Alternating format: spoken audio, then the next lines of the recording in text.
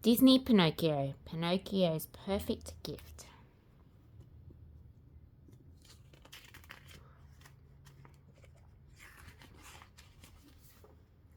Christmas was just a few days away. Geppetto, the old wood carver, was busy making toy soldiers and pretty dolls for the boys and girls in the village. There seemed to be more toys than usual to make this year. Geppetto was afraid that he wouldn't get all the work done in time. Geppetto's son, Pinocchio, was eager to help his father. He knew that Christmas was the busiest time of the year for Geppetto. While Geppetto worked day and night to make all the toys, Pinocchio, with the help of Jiminy Cricket, decorated the house for the holidays. This would be Pinocchio's first Christmas as a real boy, so he wanted it to be very special. Jiminy, Pinocchio said, I want to find the perfect gift for Geppetto. He should have something special. Will you help me? Jiminy wondered. What about socks? Pinocchio interrupted. Or perhaps a new hat. Come on, Jiminy. Let's go to the shops. At the shops, Pinocchio looked at socks, warm hats, gloves, scarves, and even a warm woolen coat. Everything was too small, too expensive, or too ordinary. Pinocchio wanted to find something special. By Christmas Eve, Pinocchio still hadn't found the perfect gift for Geppetto.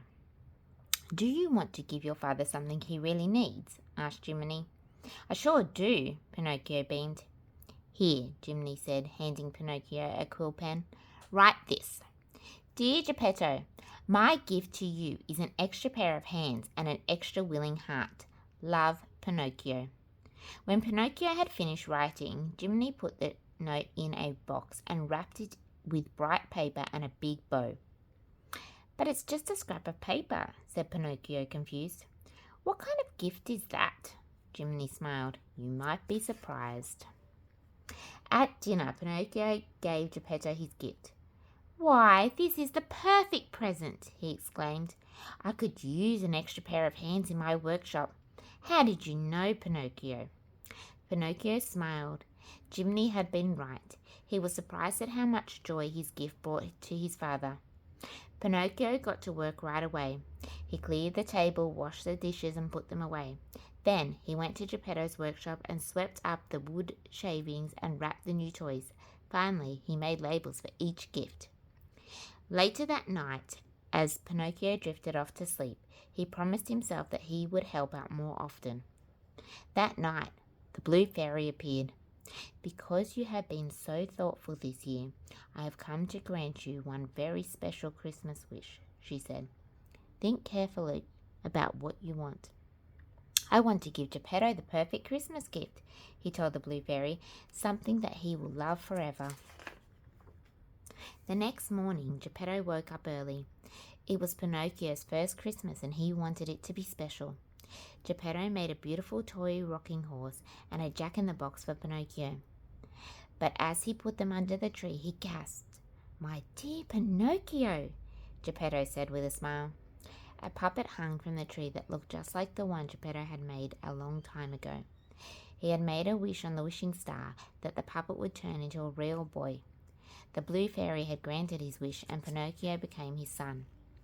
Pinocchio and Jiminy ran downstairs. Merry Christmas! They shouted. Geppetto sat in his favourite chair holding the puppet. My gift. How did you make it? Pinocchio stared at the copy of the puppet he used to be. He smiled. The Blue Fairy had chosen the perfect present for his father. This toy reminds me of how very much I wanted a real son, Geppetto told Pinocchio. He reminds me of how happy I am to have you. Pinocchio smiled. He went over to the puppet and looked at it closely. He felt as if he were looking into a mirror. The puppet had the same dark hair and blue eyes as he did. No one has ever thought to give me a toy of my own because I'm a toy maker, said Geppetto as he danced with the puppet and Pinocchio clapped along. You understand how much I love toys, Pinocchio. Thank you, son. See, Jiminy whispered to Pinocchio, I told you that you would be surprised, and now you've been surprised twice. A little later, Pinocchio opened his gifts from Geppetto. He laughed. as the Jack-in-the-Box popped up and rocked the small wooden horse across the floor. However, the best present he received was from the Blue Fairy. He would never forget the smile on his father's face. He hoped that they would share many more holidays like this one.